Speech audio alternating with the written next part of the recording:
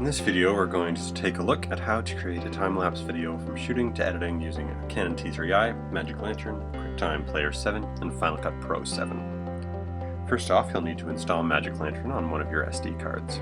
I won't go through how to install that here, you can find all that on Magic Lantern's site.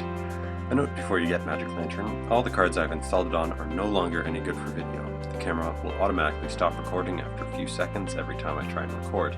Once Magic Lantern is installed and set up, find the location you want to do your time-lapse. When setting up your camera, make sure your tripod is very stable. Even a little bit of wind can cause an extended tripod to move a tiny bit, which can cause your time-lapse to become unstable. Stabilizing your tripod can be done either by weighing it down or keeping it as small as possible. Once your shot is framed, pick your f-stop, shutter speeds and focus, and ISO.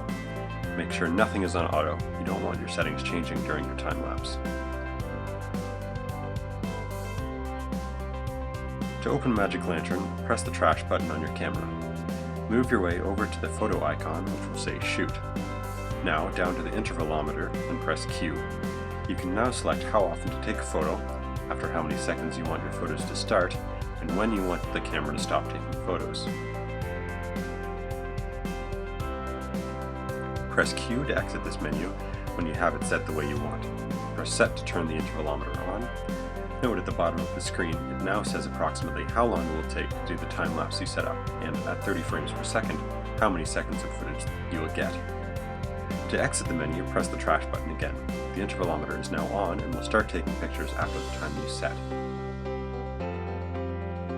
Now you wait. To stop the intervalometer at any time, wait for a picture to be taken and hit the playback button.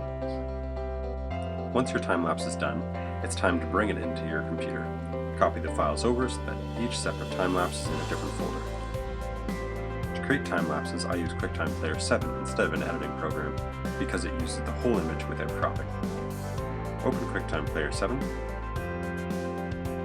click File, open Image Sequence, and select the first photo in one of your time-lapses.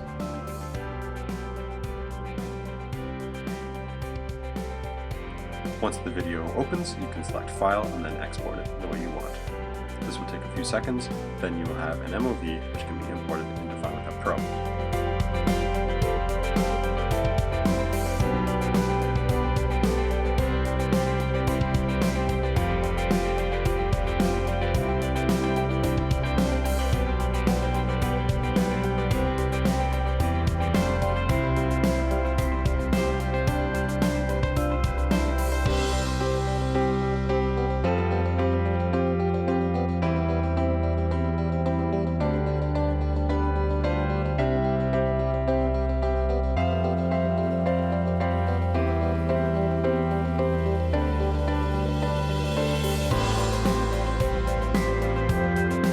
Drag your time-lapse onto your timeline, set sequence to video settings.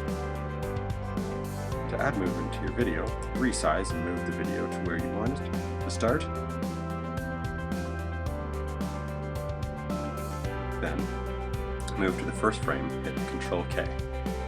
Move to the last frame and hit Ctrl K. And again, resize and move your video to how you want it to end.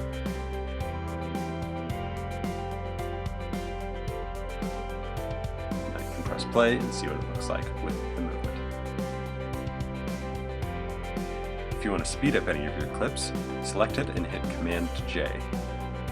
Then either set it to a specific length of time or to a specific speed you want. Once that is all done, you can add your music of choice and any other videos you have, and then export and upload your video. Good luck!